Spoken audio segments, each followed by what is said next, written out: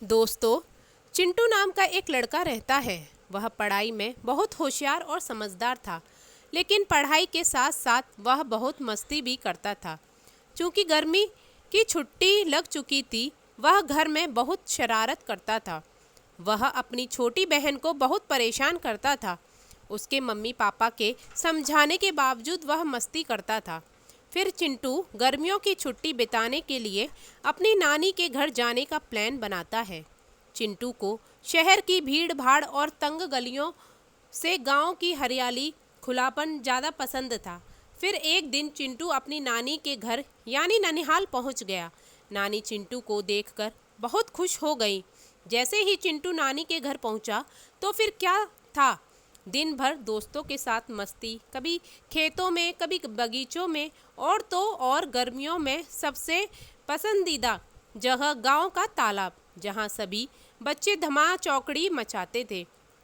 ऐसे ही एक दिन चिंटू और उसके दोस्त गांव के तालाब से लौट रहे होते हैं।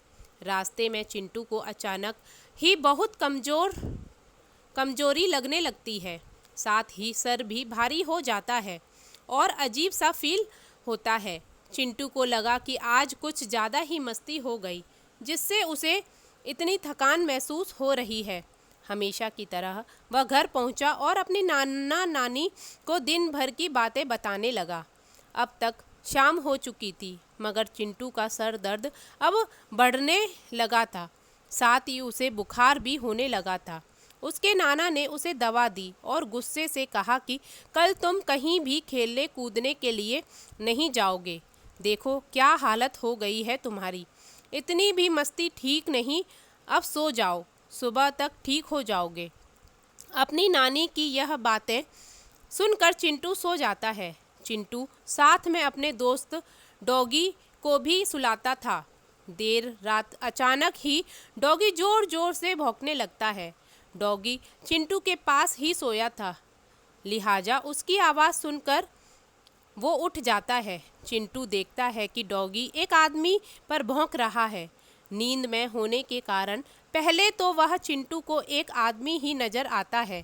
फिर जब वह उसे ध्यान से देखता है तो उसके होश उड़ जाते हैं, क्योंकि वह कोई इंसान नहीं बल्कि एक प्रेत था, जो कि ज़मीन से कुछ ऊपर हवा में खड़ा था। उस प्रेत के बड़े बड़े दांत, लंबे लंबे नाखून और खून से लथपथ चेहरा था। प्रेत चिंटू को अपनी ओर बुलाने का इशारा भी कर रहा था। यह सब देखकर चिंटू एकदम से सहम गया। चिंटू कुछ भी नहीं बोल पा रहा था, वह अपनी जगह से हिल भी नहीं पा रहा था कि तभी डॉगी के लगातार भौंकने की आवाज़ सुनकर उसके नाना नानी जाग जाते हैं। जब उसके नाना नानी चिंटू के पास पहुंचते हैं तो देखा कि चिंटू बहुत ही घबराया हुआ है और डर से कांप रहा है।